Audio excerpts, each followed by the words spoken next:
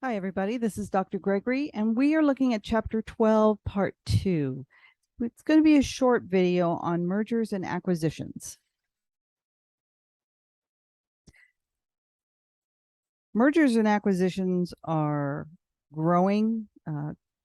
They come sometimes during economic cycles. When companies may be distressed, they will oftentimes sell to one another or merge together. And some of the challenges that we see as auditors is valuing the assets and liabilities involved with the merger, measuring what kind of restructure charges we have, and recognizing the liability post-merger, because we won't know the cost actually until the merger. What they might do is post some estimates beforehand in order just to be restating the potential financial statement results, but they won't know for sure until sometime after merger. And then when you have mergers, you often have goodwill, and we have to take a look at whether or not goodwill has been impaired as a result of that merger. And if both companies have goodwill, then one of them is going to actually go away and absorb into the other goodwill and create a new goodwill. So we want to find out, how is that merger and acquisition achieved? It might have been all cash sale, or it could have been a stock sale, or it could have been a combination. There might have even been debt involved. Perhaps they gave some cash to certain stockholders of record. Maybe they gave stock to preferred stockholders of record, and maybe they had to take on some sort of debt to do the acquisition. So you kind of have to take a look at what are the complications behind the merger and acquisition, because those could set the tone for entirely different scopes of the audit. You also want to know what the final price is based on that post-audit of the M&A. Now, you may do the post-audit, or there may be another company that does just the merger and acquisition, and then you come in to audit the financial results of the new company. You also, if you're looking at the price of the merger and acquisition, one thing you want to be aware of is, were there any contingencies regarding the merger and acquisition? Was there a period of time that had to take place before it was finalized? Maybe there were some issues regarding personnel that had to be taken care of, such as senior managers, the executive suite. Maybe the performance of the new organization is based on the final price. And then finally, can the acquiring organization back out? Are there any terms that might call a breach of contract between the companies? Now, when we're talking about trying to value this, the first thing I would say is get someone who has an ABV, which is a certificate of business valuation. And they are quite knowledgeable in how to value businesses. They're often used when companies are looking to merge or sell their company if they want to retire. So there's 3 levels of fair value. 1, quoted price on identical items. You know what the item is, and you can get a price out in the marketplace for it. Okay, that's fairly straightforward. You just have to make sure that the quoted price on an identical item is just that, an identical item. And then you just have to determine the active markets. Where's this active market? What is the real estate market like in that location? So if a building is being sold for $1 million and the quoted price on a identical building is $950,000, you may have some goodwill going on. It may also be fair value of the investments within the company. So you'll have to value out those investments.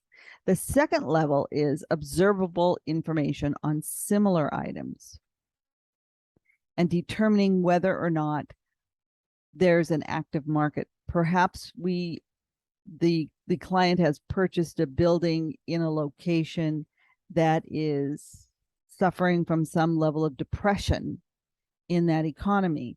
Well, it might be a little bit difficult to determine if there's an active market out there for that real estate. It may be an inactive market because of the economy. So you're going to have to do some valuations of other similar structures, maybe not the same type of structure, but something similar that you can form a valuation estimate on. And third level is the active market does not exist. Then the company has to come up with some type of rationale that you're going to have to test. And there may be some type of model that they use, and you'll have to determine how sensitive that model is, how robust is it, and determine if the evaluation is being consistently applied.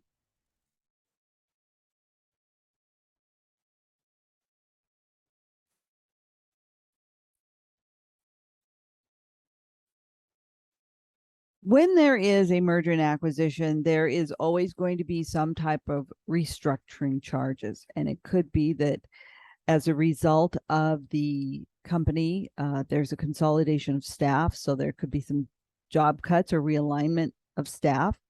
You might have to think about payments to union organizations when this type of issue occurs, or severance packages. You may have to be renegotiating with labor unions on salaries and benefits.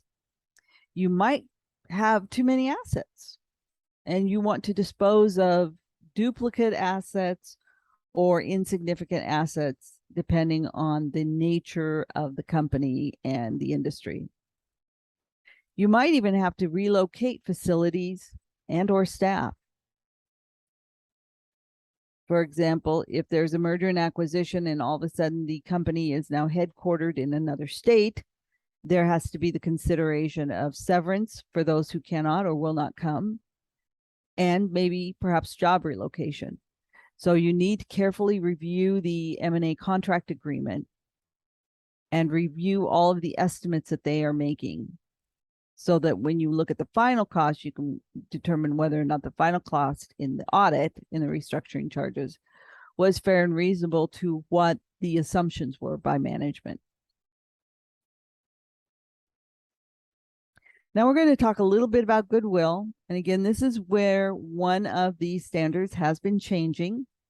So FASB codification 350-2005-1 and -2 provide guidance on the measurement of goodwill acquired in business combinations. Now, I would say go out and look at subtopic 805-30, and I've given the FASB.org URL here, and I have also noted it in your reading. You may have to perform and review audit tests on goodwill to determine if there's impairment.